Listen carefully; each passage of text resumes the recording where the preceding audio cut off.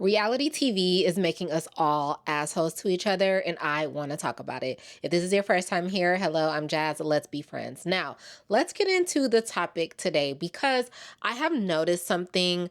I've actually been taking note of it for a while, but it's actually starting to affect my enjoyment of not only watching reality TV, but participating in the discourse around it. And it's that reality TV is making you mean. Okay, making you mean, maybe making me mean. Actually, I don't want to say me because I like to think that I am special and unique and I'm not affected by things like that. But we are all starting to be way too shady and rude to each other. And while I don't think reality TV is the main culprit, it certainly is one of the culprits. Now, I love reality TV, so this is not an anti-reality TV rant or anything like that. It's just an observation because you guys know I love to observe and then talk about my observations. I'm going to talk about why I think we got here. When we think about the way that we have consumed reality TV over the course of however many years, it boils down to the fact that we have been conditioned to judge other people for our entertainment.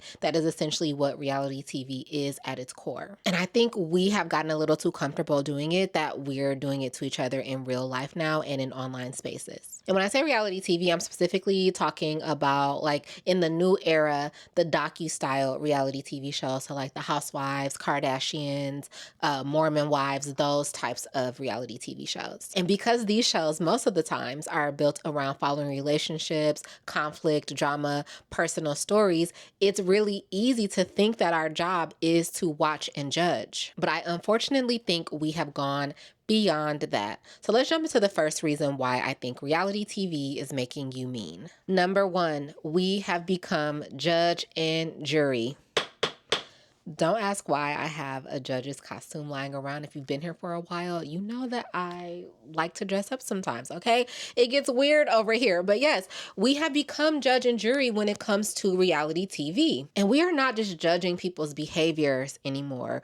We are looking at their entire being as a person, and they do one small thing or one thing that we don't like, and all of a sudden that becomes who they are for the entirety of their career on reality TV. And I don't think that's fair because you wouldn't want to be judged for the rest of your life based off of your dumbest moment or your worst moment or your most selfish moment, now would you? And on top of that, we like to assign motives to everybody's behavior. So we've gone from just commenting on something that they've done to making up full stories about why they did it. It's not as simple as I don't like what this person did or what they said or how they presented. Now you have to make up a story about why they did it. They were jealous of this person, or they're insecure, or they're a narcissist, they're this or that. We have made up so many stories about these people on TV that we think we have the right to do that to each other online and in real life. And the thing that sucks about making up a story for someone that you don't know, be it on reality TV or online, is that once you decide on that story, like I said, the story follows them.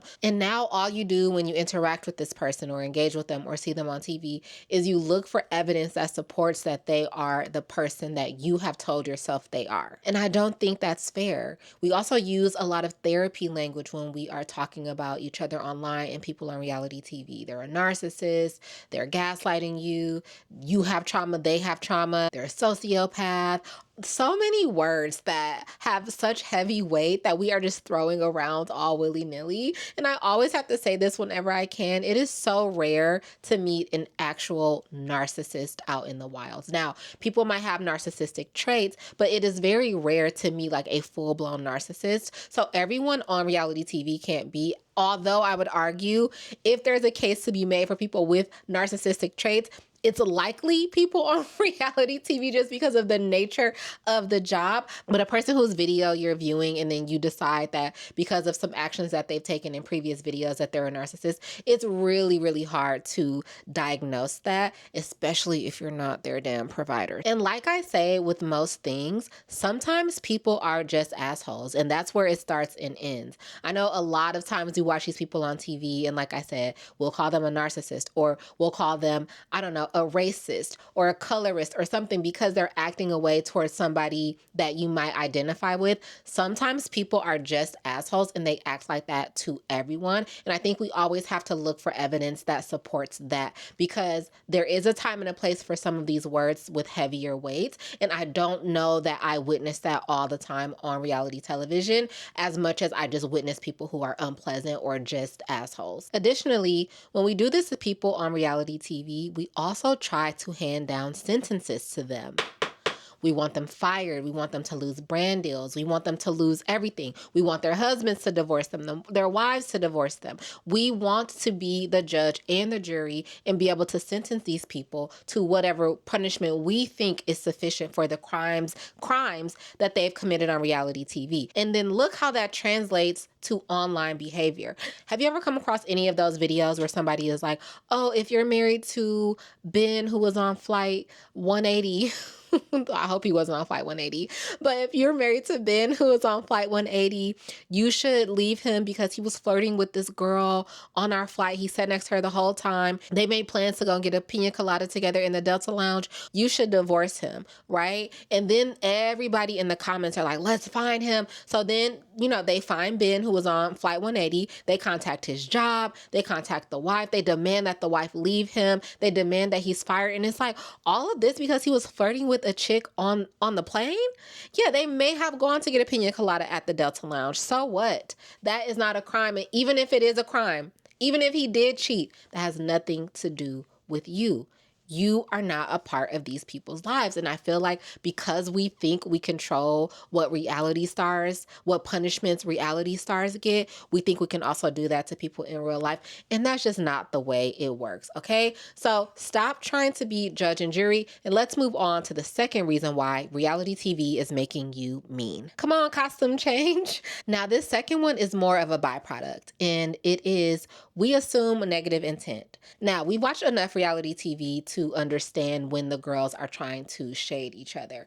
But the difference between them doing it on TV and maybe even people doing it in person is that you can tell someone's tone when they're talking to you. So if I'm looking at you and I say something and you can tell that my tone is shady, or maybe my face, I'm making a face when I say it, my voice changed, something like that, you can tell what my intent is when I'm delivering something to you verbally versus when it's online. If I comment something and I say, hope that helps, you probably automatically associate that with shade because that's how people have been using it these days. But what if I genuinely hope that helps you, right? You can't tell either way. And so that is kind of the byproduct of us consuming so much reality TV and watching people be shady to each other and underhanded, that we automatically assume that on the internet, that's how most people are approaching us. And the way that reality really primes us for this is, have you ever been watching like The Housewives or Vanderpump Rules and somebody says something and you can hear that little like rattlesnake noise?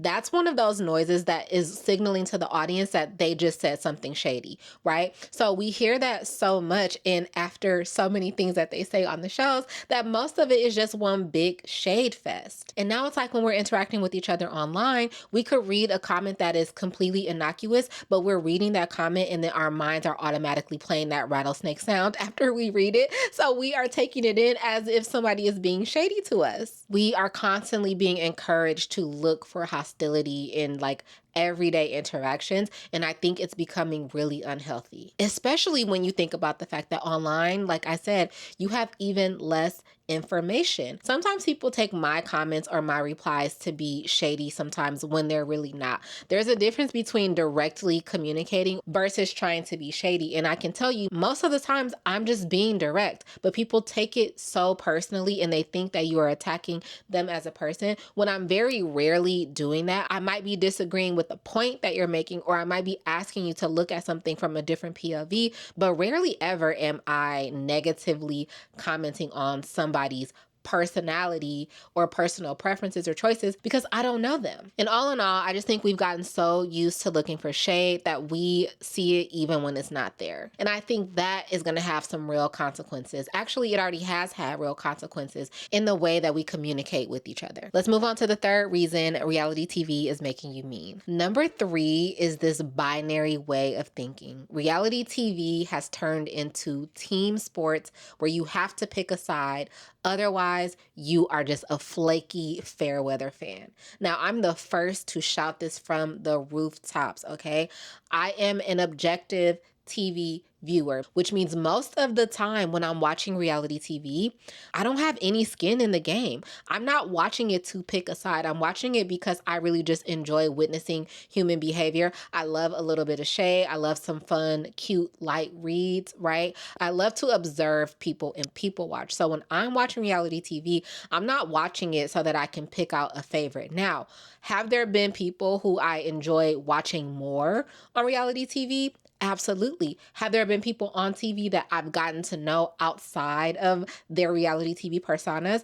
Absolutely. So, regardless of if I know you or not, if you're on TV and you're doing something that I disagree with, I will likely have a comment about it or an analysis on it. But stan culture has turned it into something that I just don't like.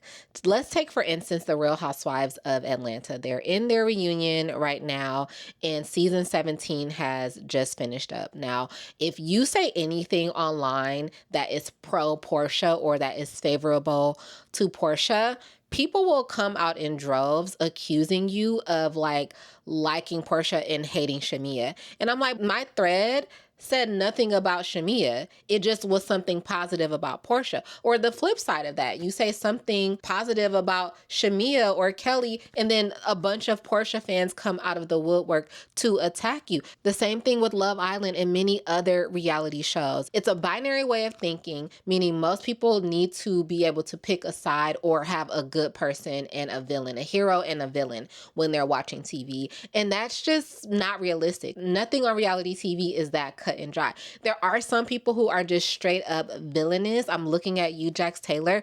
But to find somebody who is just a villain to their core 100%, that's actually pretty rare.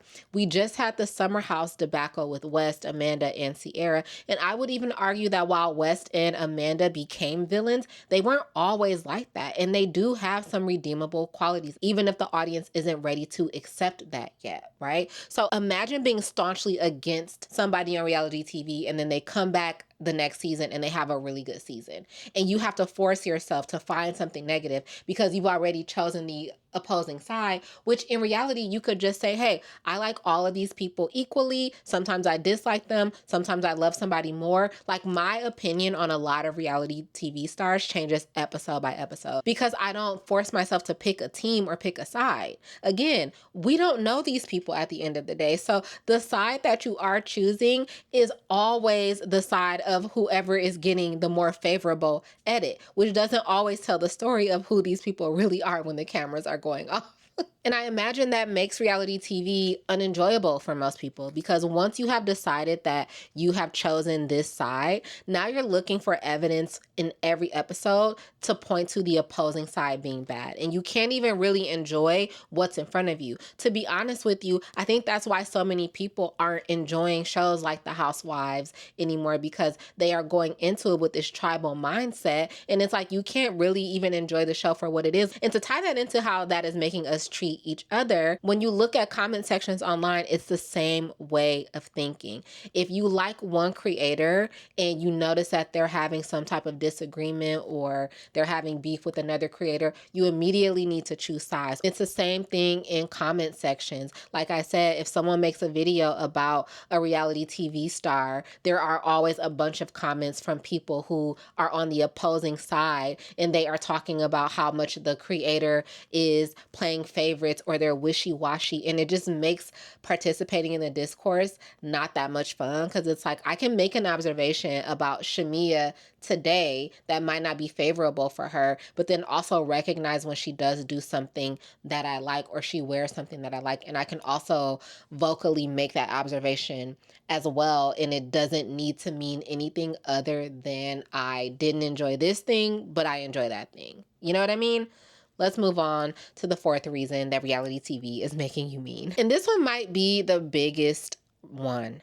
Social media rewards bad behavior. If you post something inflammatory on Twitter, Threads, TikTok, Instagram, Facebook, you are more than likely going to attract an audience. You're going to attract the people who want to be messy right with you. You're going to attract the defenders. You're going to attract the few people who have a little bit of sense and they're trying to kick some sense into you, but you are going to attract more engagement, and that's all the algorithm needs to see. They will often push content that is inflammatory, that is negative, that is hateful, because they know that people cannot help themselves. And so then what creators who don't really have a moral compass, they feel like they're being rewarded. And so they're going to do more content like that. And then that's going to encourage more conversations in those comments where people are just being downright nasty to each other, nasty to the people on reality TV. And then it's just a vicious cycle, and it's going to keep happening and keep happening. And even on a more micro level, people have been complaining about this lately on Threads, but it seems like you could post the most innocuous thread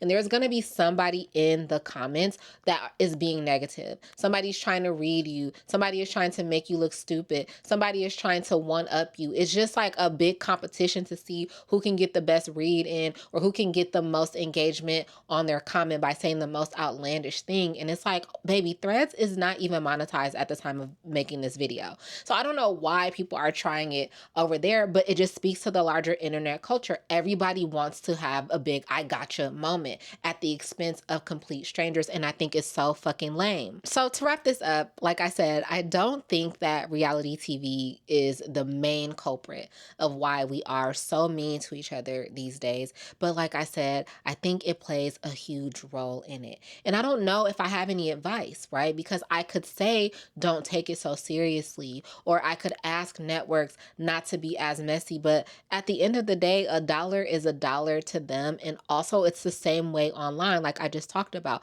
People want engagement by any means necessary. So they're not going to stop being rude to each other. And I don't think for the most part, audiences who consume a lot of reality TV are going to stop noticing when somebody is being shady or when someone is trying to read them. So I guess in conclusion, I don't have a conclusion. I don't have an answer to this. But as with most of my video essays or my video observations, I'm not trying to answer the question, right? That is not my job. I am simply a person who is an observer, okay? Looking for, I've been looking for you. I don't know why.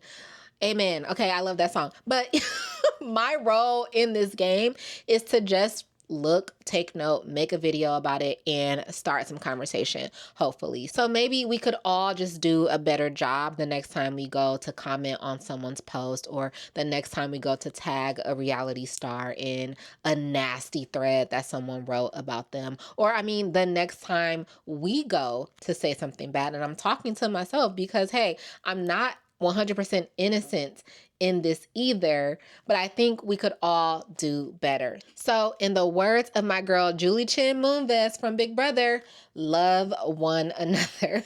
And if this is your first time here, please like and subscribe to this channel. If you've been here before and we're already friends, be sure to share this video with someone that you think might like this analysis. And until next time, bye.